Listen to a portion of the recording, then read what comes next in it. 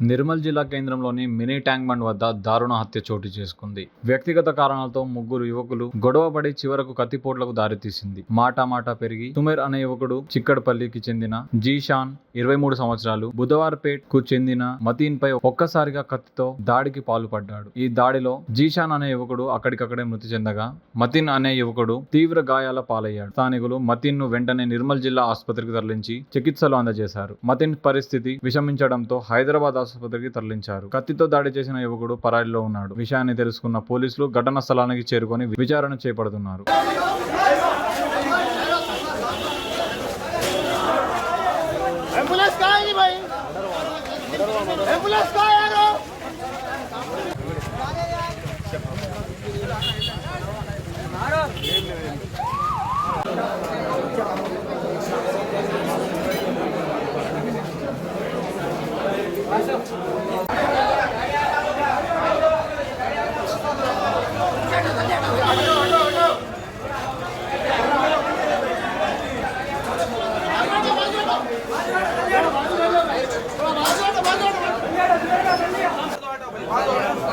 इधर